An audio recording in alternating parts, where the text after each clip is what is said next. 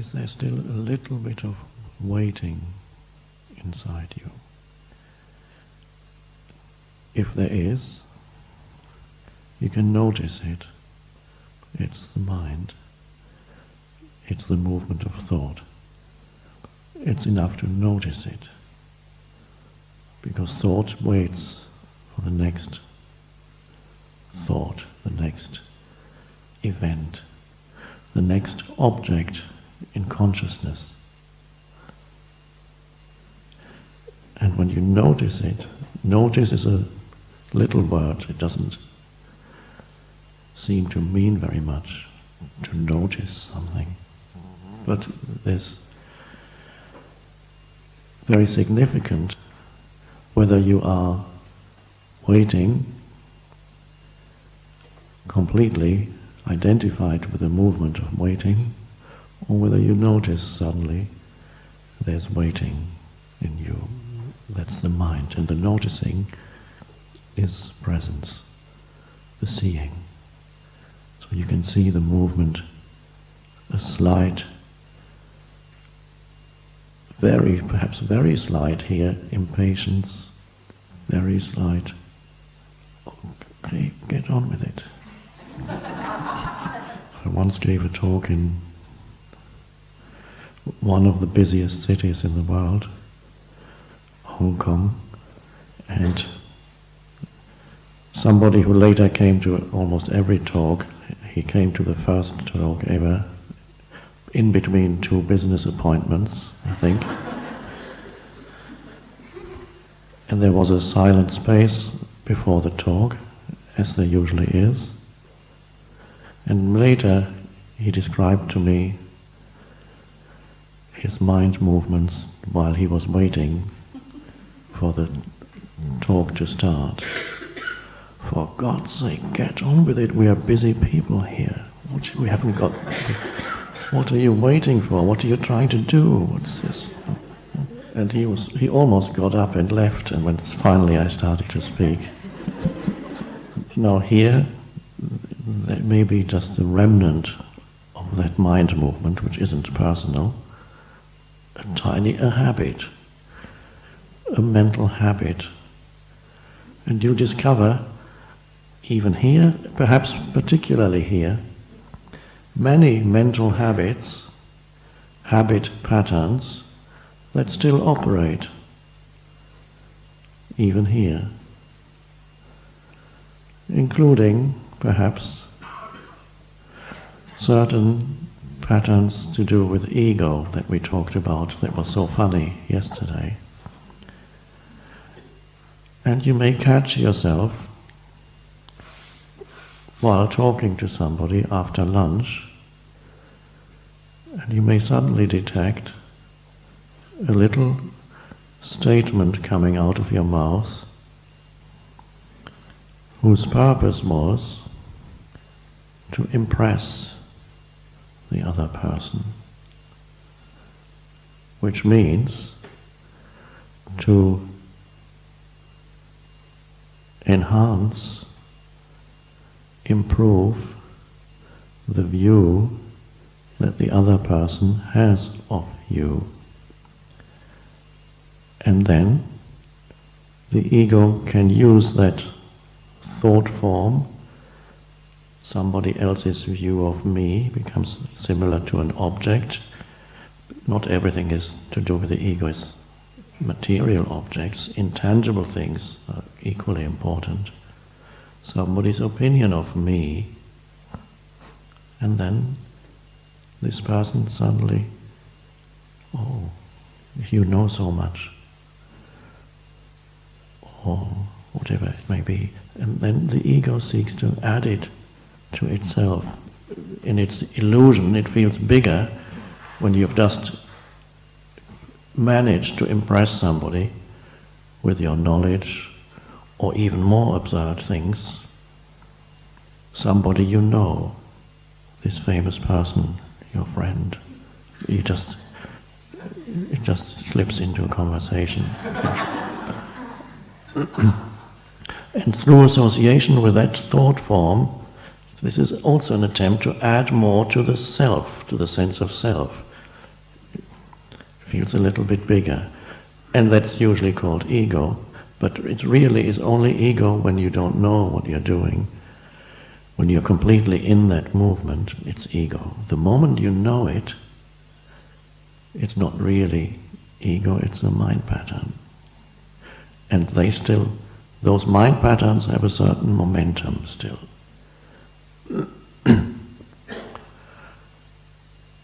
So ego, really, definition of ego is unconscious identification with mind. But when the mind and its content and its patterns are seen, are noticed, it's not really ego anymore. You've already stepped out of ego, but what is still operating is patterns. They have a momentum. You may not become free that quickly of those mind patterns and emotional patterns that go with that. Freedom is not in eliminating all of that, but in no longer mistaking all of that for yourself. That's freedom. Patterns still operate. The human form has certain limitations on all levels. Certain patterns may operate until the very end. There have even been liberated teachers who continued smoking every day. And people said, how can you do this? You're supposed to be liberated. And he said, it's just a habit. So there is a looseness, or rather a spaciousness, that in which some of these patterns still operate. A few may suddenly disappear. A few may be persistent, and they operate. So there's the spaciousness that is there when a space consciousness arises. In that, those things are being seen. Oh. Accept it, because whatever is, whether on the outer level or the inner level, whatever is, as it is right now. You have to. What can you do? It is. Other things change very quickly when presence or space consciousness is there. Suddenly that pattern is dissolved, and other patterns stick around for longer. Okay. It doesn't become a problem. You don't become a problem to yourself anymore.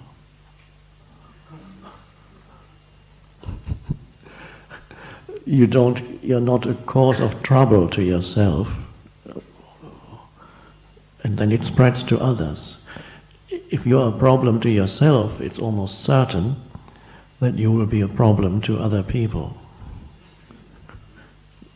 because problem making spreads. A very deep-seated pattern, also we may have touched on that briefly, is the need to talk about other people in a slightly superior way, sometimes called gossip. And in certain circles, when people get together,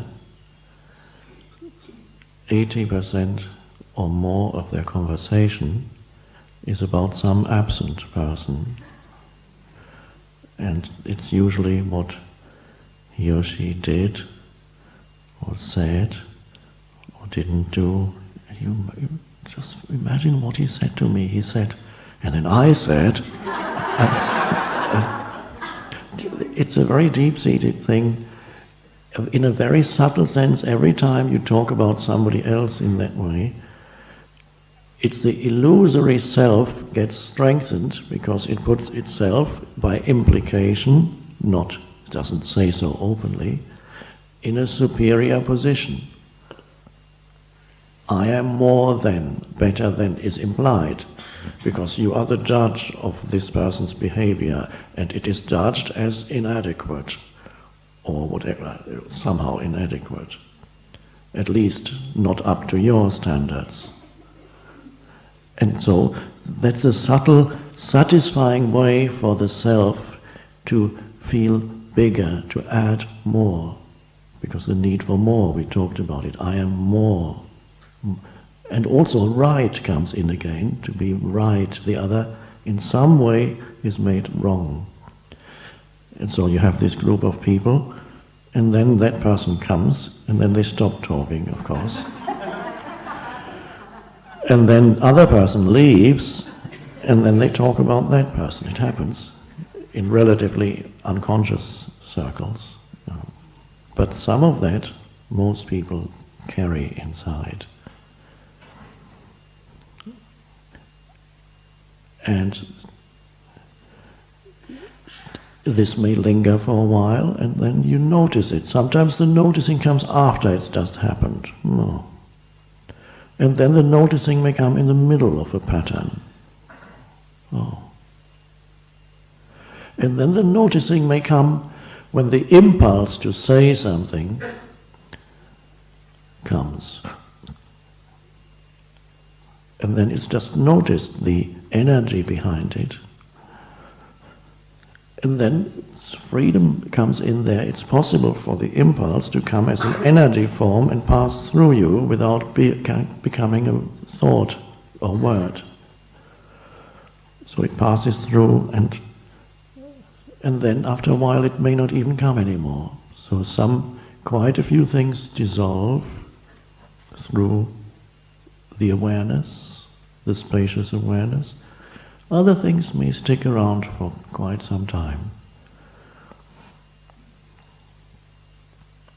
And none of them is personal. It's patterns in consciousness. One could say ultimately there's absolutely nothing personal in your life. There's only the essential I am underneath all the patterns. And that is the most personal or the only personal thing, but really it goes far beyond the person. The thing that Descartes looked for, but he got stuck in the level of thought. That which is beyond any doubt at any moment, right now. This whole gathering may be a dream. Who knows? You can't be sure that it's not a dream. And I mentioned, when you wake up at home next week, there may be a doubt in your mind. Was that a dream? Only for a moment. But even if this is a dream, somebody must be dreaming it. There must be a conscious space, a consciousness in which that dream happens. And that is real in any dream or in any illusion. At the core of it, there must be something real, otherwise it wouldn't be. It could not be known. There's nobody there to know it. So there's the knower at the deepest level, and that is a sense of I amness. All the other patterns are temporary forms, external forms, inner forms, content. All this is content. The external content of this moment, this room, this place, the voice. Whatever inner content may be operating inside you as patterns in consciousness. Thought movements, emotional movements. One thing that remains, one way in which we can put it is to say, what remains is, it's always now. It can only happen in now. The deeper meaning of that is, now is the unchanging space in which it happens. And now is not separate from who you are in your essence. That's why now could never leave you. And no matter what happens to you on the level of form or on the level of content, because it's possible that your life may dramatically change within a year, all the external situations of your life could change dramatically, totally. You may be rich now and you may suddenly be penniless, or the other way around. Everything changes. Or there could even be deeper changes, even the inner, on the level of conditioning. Things could change, and there are people in this room who have already experienced in this lifetime what seems like different incarnations. They've gone through so many changes. They've been so many different people already. They've been a stockbroker, they've been a hippie, they've been a successful businessman, they've been a sadhu in India. They've done it all.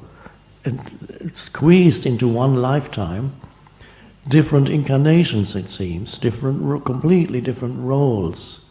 But in each role, if that person had looked deeply within, there would always have remained an essence that is nothing changed. The deepest sense of I amness, doesn't matter whether you're a sadhu in India or a stockbroker in New York. And there are people who are stockbrokers and then become sadhus, and they're looking for something that is available to them both as a stockbroker or as a sadhu. The innermost sense of being or knowing beyond form, beyond roles, beyond content of consciousness, which is simply the space of consciousness, which is the essence of now.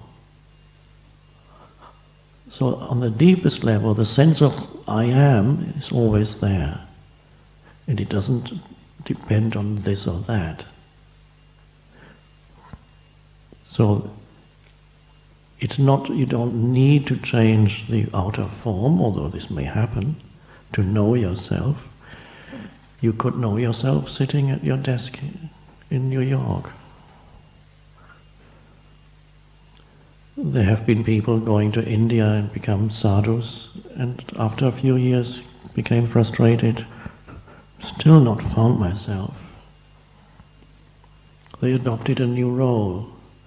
In a very subtle way, the ego came back in, and a new mental form arose as me, the holy man, the spiritual one. Identification with form comes back. It creeps in, amazing. And to go beyond that, all that's needed is go deeply into the isness of this. No change is required for you to know yourself at the deepest level. No time is required, no change is required. What is now is always enough. You have to align yourself with that isness. And then there is a depth to it. Before it's not fulfilling, this now isn't fulfilling, I want a different fulfilling now. Not this unfulfilling now. That's the pattern. So they know they never go into the depths. They remain shallow, look to the future, a thought form. And the strange thing is, the form of now, the forms change. Now, in a couple of days, the now will be filled with other forms. It won't be this scenery, it will be some other scenery. But the form that this moment takes, the only moment there is never that fulfilling. It quickly turns into unfulfilling. An obstacle almost to where I want to go. Normal, that's normal existence. The now is an obstacle to where I want to go. To that state of being fully myself, free. Fully me. Not yet, I'm not yet that. So most people run away from the now because they see it as an obstacle, as not enough, as limiting the form of it. So they never got to the essence of now because they don't go deep enough into the form of now. They don't accept the form of now. They run away from this, so they never reach the essence of now. And it's after you've run away from now for a few years, you may be ready and you may realize no matter what form there is in my life, what form appears in the now, it's not that satisfying for very long. The form changes or it loses its satisfactoriness. And then you stay with what is. And the rejection of the form that this moment takes drops away. You realize what I call the inevitability of whatever happens, because it's connected to the totality. Nothing is separate. Even raising my right arm like this, you could say there's something inevitable to it. Although the mind, we looked at that, the mind could question it and say you didn't have to raise your right arm, but it happened. It could not have been otherwise if it happened. The entire universe has brought this about, and this movement made it connected to countless other movements in the universe, because ultimately space and time have no absolute reality. So just one movement on this plane could be connected to millions of other movements on other planes, and almost certainly is. So because of that deep connectedness, nothing that is could be otherwise, because it is connected to the whole. It is one with the whole. The human mind, because it cuts things up, we looked at that, takes a segment out of the web of the totality and calls it a separate event. Itself, he makes the human mind itself into a segment and calls it, this is a separate me, and to this separate me, so these separate events happen to me. And the me is a reactive me. It doesn't like what's happening. And so you realize there is no separate event, there is just the form that this now takes, inevitable, has to be the way it is, because the entire universe has created this moment. And then you can let go of the absurd belief that it should be otherwise. You don't argue with is. Oh, that is the transition. That's all that happens. No longer you realize, yes, you can't argue with what is. Then that you could call surrender. The deepest meaning is you enter the surrendered state of consciousness. Surrendered means aligned with what is, no more. Only what is now. Not surrendered to a story, resigned to a story in the head. If you've just lost $10 million, you've lost your big house, you've lost your car, and all the mind forms that go with this have crumbled. The story of me that was so great has collapsed, and there you are standing at a bus stop waiting for the bus. Now, to some people, surrender, they think means to say, okay, I might as well accept that my life has failed, that I'm nobody now. I might as well accept that 20 years of hard work was in vain. I have to accept it. That my marriage also has collapsed. I failed at that, so I might as well accept that. My children have rejected me. Okay, I have to accept that. That's becoming more deeply involved in a story and strengthening the story of me and saying, this is how it is. I have to resign myself to the fact that this story of mine is so sad. This is all on the level of telling yourself a story and deriving your sense of self from the telling of that story. And that sense of self here will be a sad one. But the egoic pattern will cling to anything. It will happily adjust itself to a sad sense of self from a victorious sense of self, and change its story, and then tell other people about how all their life collapsed. And then you can get an identity from that. It's nothing to do with surrender. You might call that resignation. So resignation is not what we are talking about. Surrender only concerns this moment, because the rest is thought forms. Anything that is not now is a thought form. That's, well, you might say, but didn't it happen? Yes, but you have to remember it now, and it's a thought form. So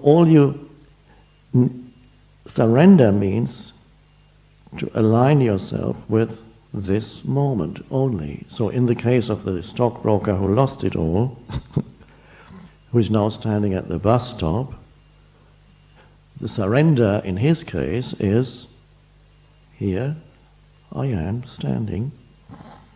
And it's not so much telling himself anything, just aligning himself with that moment, and that he begins to look around. There's a tree, and there's a spaciousness in which the tree is being perceived, as we've been living that here. The spaciousness, and the sky is there. It was there when he had $10 million in the bank, it's still there. And there's a bird, alive, has no story,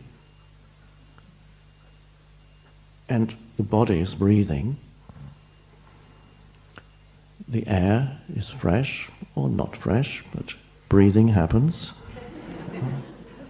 Cars are going past, some you get, it might be wet, or who knows, you got splashed. No, if you were in the story, getting splashed would add to the sad story.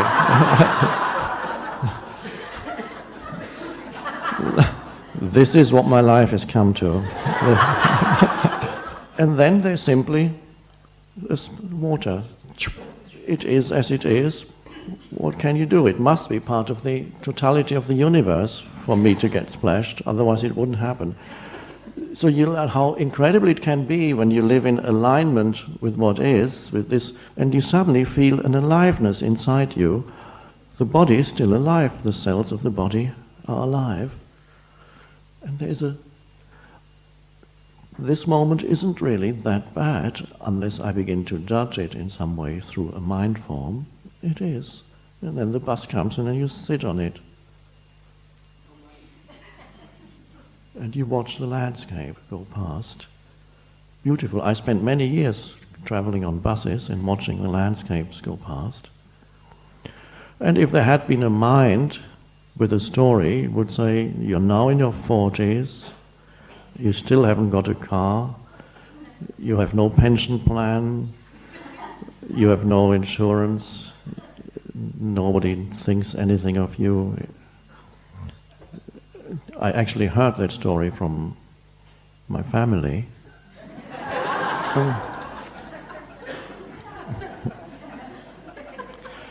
But it was very satisfying to sit on a bus. Yes. So we can step out of the story, which is the conceptualized sense of self, into the immediacy and the aliveness of now. And that's the only thing that requires alignment. That's the only thing that's real, is this moment. And okay. And the amazing thing is that change happens much more quickly when the form of this moment is not resisted. First you go beyond the form, because the form, in this particular example, the form now looks very limiting, because this person before might have had more freedom on one level, and now, because of no money, he's limited to waiting for a bus. And suddenly a deep sense of space is around the form of now. A peace is around it. A spaciousness is around it. A deeper sense of presence is there while the form happens. And that comes when the form is not resisted. Then you go beyond the form. And that means no matter what happens, there is a depth to that. There's a space in which this happens. And you are the space. You could say the entire room here is happening in the space that you are. That is consciousness. This could, if it suddenly went dark here, the content would suddenly have disappeared. You couldn't see anything anymore. The content of this room would have disappeared, the content in the space, and all that's left is spaciousness, stillness, presence. And these are only words, just that, the innermost sense of being space. So one could say that nothing ever happens outside of you. Everything that happens in your field of consciousness happens within the space that you are. So in the deepest sense, you never actually go anywhere. Now remains always as the space. The forms change in that space. And it looks as if you were going somewhere, but all it means is the scenery changing. The same space is always there, doesn't change. So all that's needed for freedom is to align yourself with this moment. Not the story. That you step out of the story. You don't get stuck in the story of me. You don't repeat the story to yourself in your head, which is what people do, because it strengthens their sense of self, which is thought-based. Here you go beyond the thought-based sense of self to somewhere deeper. And then the most amazing things happen often to change the situation. All that you've needed to open the portal so that intelligence could fully operate in your life, and the portal is opened through alignment to now, then the intelligence, the one intelligence, can suddenly operate in your life. And you suddenly encounter something helpful comes into the space of now, because now isn't resisted, now becomes friendly. You have become friendly with now first, then now becomes friendly with you. And so you get on the bus, to continue with the failed stockbroker, and suddenly you meet an old friend there. He says, "Oh, I haven't seen you in 10 years," who has some suggestion to make. That, "Oh, I have a house, I need somebody to look after my house on a beautiful lake in the north of Italy.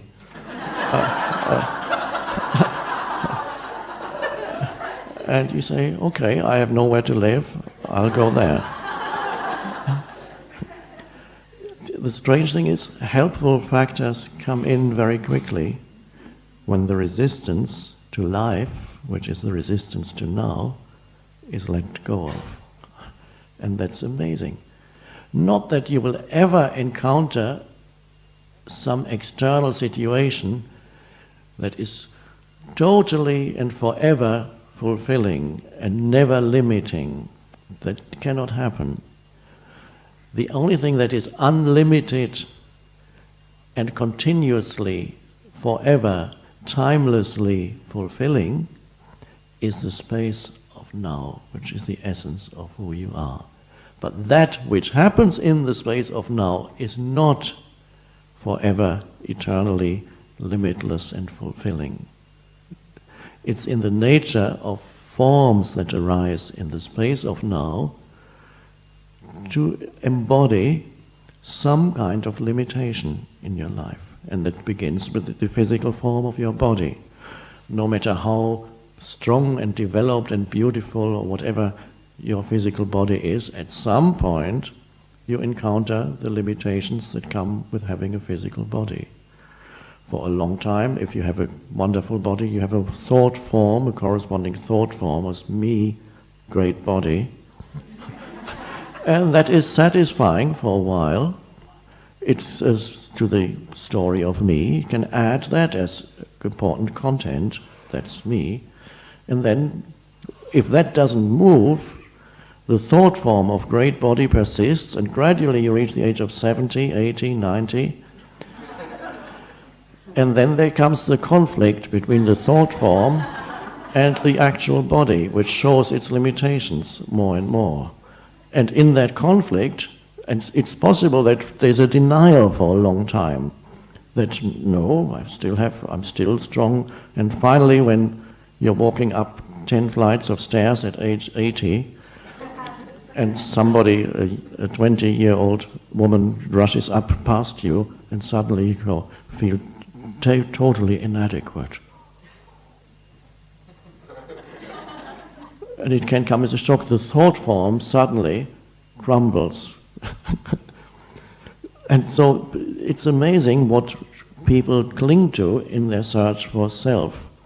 It could also be somebody who's extremely good looking, then it becomes the thought form of me, and you get a lot of feedback from other people, who want you or want something from you. Oh, this is great, it feels great. And then inevitably, if you live long enough, old age comes, and then that goes away. The thought form is still there, and that crumbles. And then the thought form begins to shake, and that is called suffering. When the thought form that was imbued with self, begins to be shaky, because it can't sustain itself anymore in reality. And if the thought form continues, despite the reality, eventually it's called madness, because then you have a totally distorted view of reality. In that case, you might lose your $10 million and live in the story that you are still extremely wealthy. It's called madness. But it's very close to so-called normal states of consciousness. So we have the thought forms, limited. Every form that arises in the space of now, sooner or later, the form will be a limitation on your life somehow. Even if you lived here, you might think, if I had a house here and enough money, don't have to work anymore, I could just live here completely at peace in these beautiful surroundings, and I would be totally okay. I would invite my friends, you could have good meals, meditations. That would be, and if that actually happened, you would encounter, even here, the limitations of the forms. For a while it's satisfying, and then you sit here and suddenly restlessness comes in, boredom, not enough. It's always the same view. And after a year, you may catch yourself not looking anymore. It's there.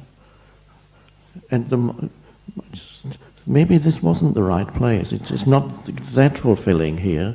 I must have chosen the wrong place. I have to start looking again. Or it may come in some other way.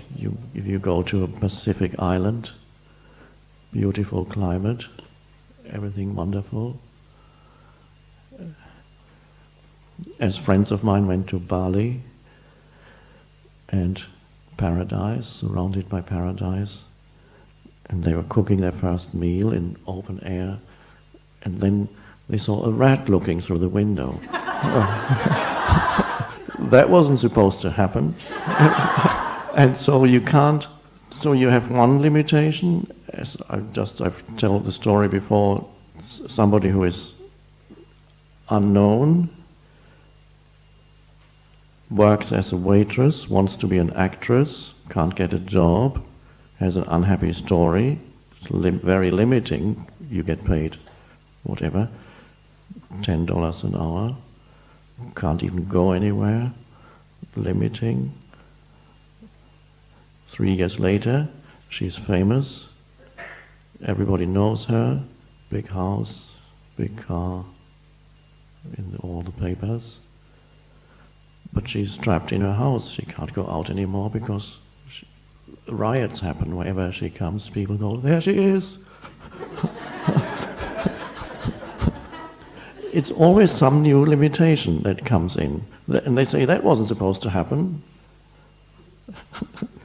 It's in the nature of the world of form to offer you some limitation, so you can't run away for the rest of your life.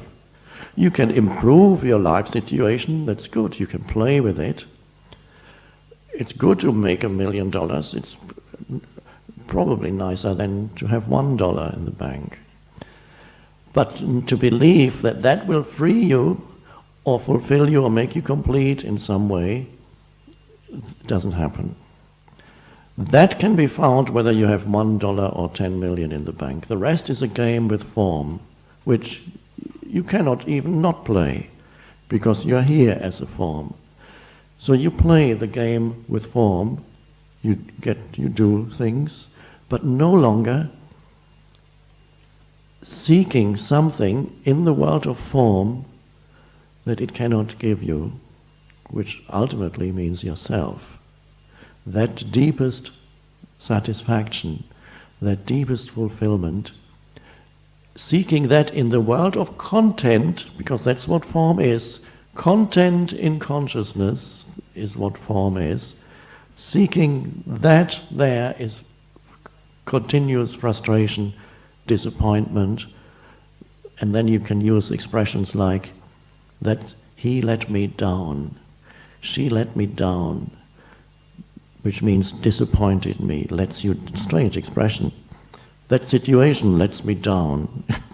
Every situation, every person that you look to for self-fulfillment is going to let you down.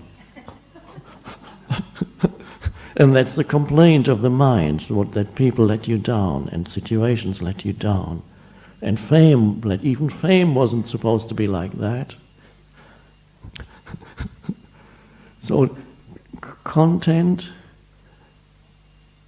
has to be seen for what it is, as ultimately limiting and limited, and that's good. To express that in general language,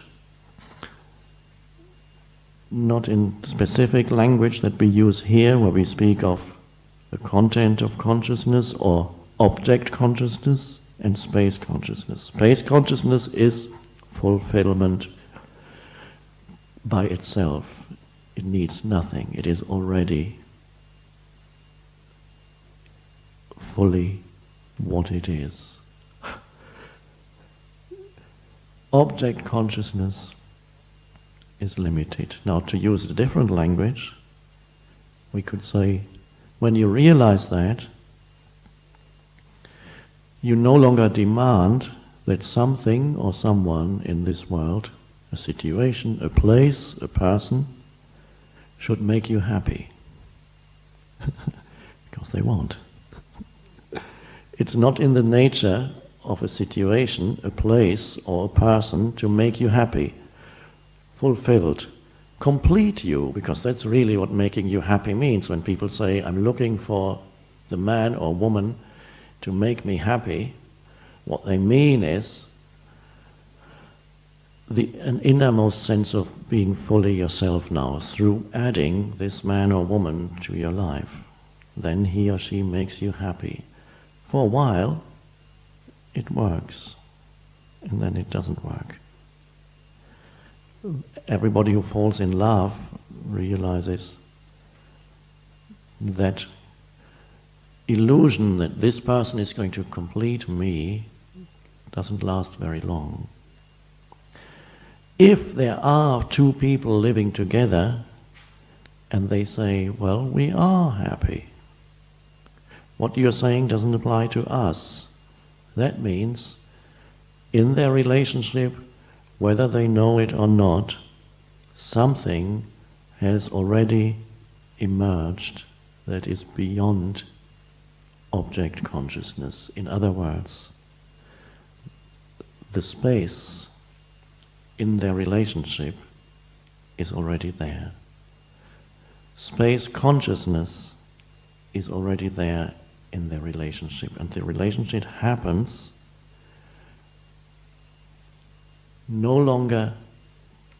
you're no longer looking to the relationship as such to make you happy, but the context, one could say, in which the relationship happens is fulfilling.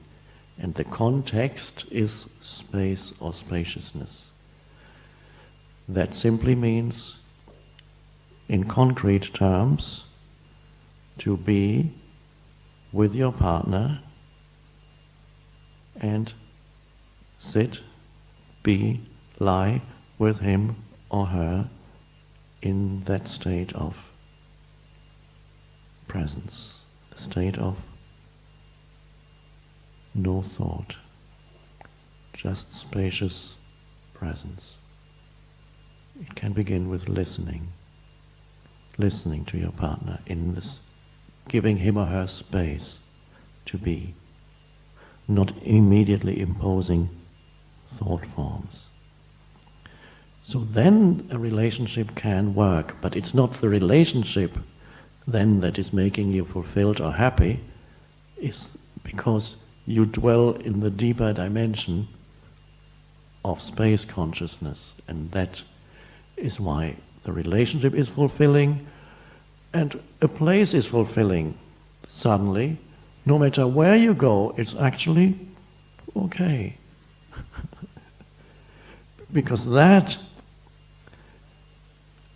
so we could say, if you still don't know what these words are pointing to, you become familiar with the space of now, which is deeper than what happens in it. You know what that is, the space of now as spacious awareness, just that. Then the world is suddenly quite all right, even very nice. And the fact that things come and go is actually welcomed. You don't need to cling to one or not want that one.